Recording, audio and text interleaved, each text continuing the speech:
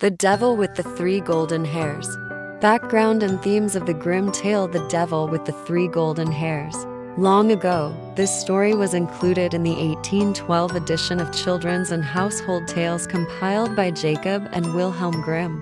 Originally an oral folk tale told across Germany, the Brothers Grimm preserved it as a national treasure for future generations. The setting is medieval Europe.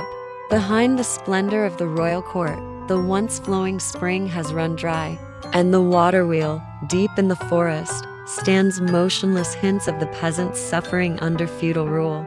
At the same time, Christian imagery, Hell's portal, the devil's mother, permeates the narrative, creating a vivid contrast between the sacred and the profane, good and evil.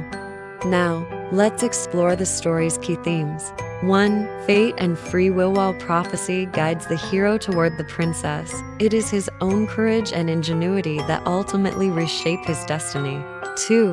Triumph of wisdom and resourcefulness. Seemingly impossible task of stealing 3 golden hairs from the devil is solved not by force, but by clever use of enchanted straw and stealth, highlighting the power of wit.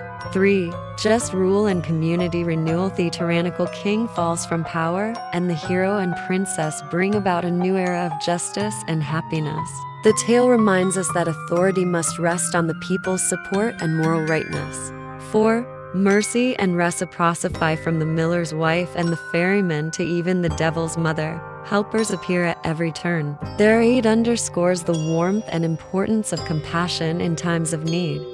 By appreciating these historical and moral dimensions, you'll discover that The Devil with the Three Golden Hairs is far more than a simple adventure. It's a folk tale rich with social and ethical depth. Enjoy. Once upon a time, a poor woman gave birth to a son. When he was born, a cloak of happiness seemed to wrap his body, and the prophets all declared that when he reached 14 years of age, he would marry the princess.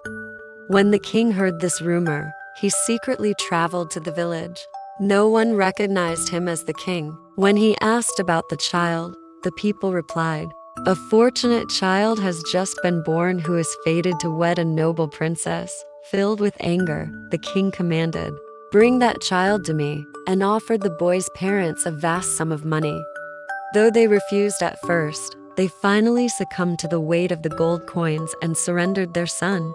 Continuing his journey with the child kept in a box, the king reached the banks of a deep river and prepared to cast the box into the water, hoping to rid himself of this unwanted groom.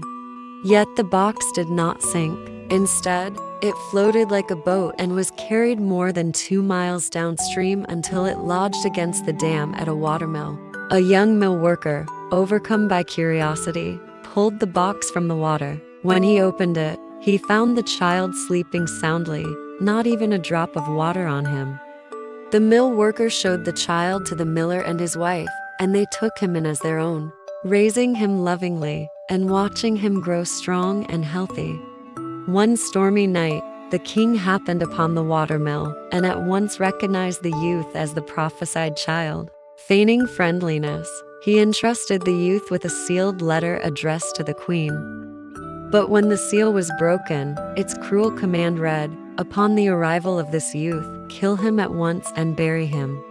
The youth set out on his journey carrying the letter, but soon became lost in a deep forest. At last, he was offered shelter in a small cabin which turned out to be the lair of bandits. When a bandit woman questioned him, he revealed his perilous mission. The bandits, horrified by the king's orders, at first resolved to slay him, but then took pity. They tore the king's letter into pieces and composed a new one, stating only, "Let this youth marry the princess at once." The next morning, they gave him the revised letter and directed him on the road to the capital. The queen read the letter and prepared a grand wedding feast. The youth and the princess were joyfully wed, and they enjoyed many days of bliss together. Eventually, the king returned to his court, and seeing the princess married to the youth as foretold, flew into a rage. Brandishing the true letter, he cried, "This is not what I intended." He proclaimed to the youth, "If you truly desire the princess as your bride, go to hell and pluck 3 golden hairs from the head of the devil. Should you succeed, you shall keep your bride." Thus was laid upon him a task meant to be impossible, but the youth answered boldly, "I will accomplish it," and set out on his quest. On his travels, he first reached a town where once a spring had flowed with wine, but now lay dry. When the gatekeeper asked him why, the youth speculated that the king's extravagance must have drained the source. He investigated the mechanism and repaired it so that wine gushed forth once more. Grateful, the gatekeeper showed him the correct road onward.